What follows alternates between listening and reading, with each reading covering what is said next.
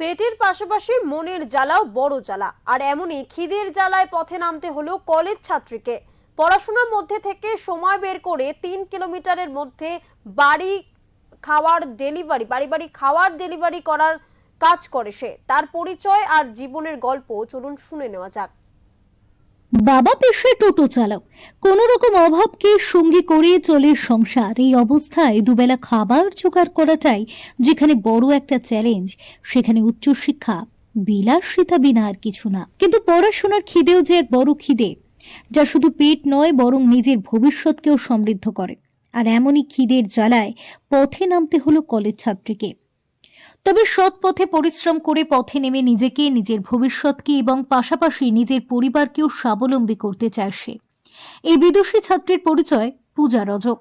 আসানসোল মহিশিলা কলোনির 3 নম্বরের বাসিন্দা। পড়াশোনার মধ্যে থেকে সময় বের করে আসানসোল শহরের প্রায় 3 কিলোমিটারের মধ্যে বাড়ি বাড়ি খাবার ডেলিভারি করে সে, তাও আবার সাইকেল চালিয়ে। প্রায় 1 মাস ধরে এই পেশায় নিযুক্ত হয়েছে। 1 মাস হয়ে গেছে।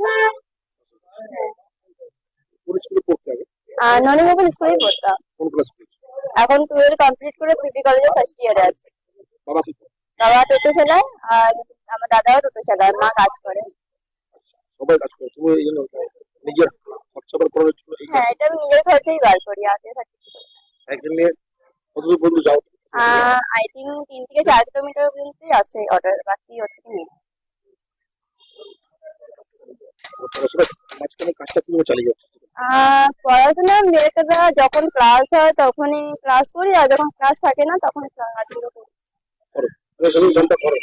হ্যাঁ, তুমি সাইকেল কোনে যাও ডেলিভারি? সেরকম সকাল থেকে যদি বেড়াই তো 8টা থেকে বেড়াই, ওই 3টা পর্যন্ত করি প্রায়।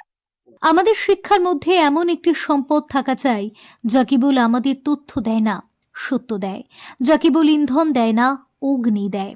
পূজা রজকের এই জীবন কাহিনী যেন রবি ঠাকুরের এই লাইনগুলি আবারও মনে করিয়ে দিল। আসানসোল থেকে জয়ন্ত সাহা রিপোর্ট, ওঙ্কার বাংলা।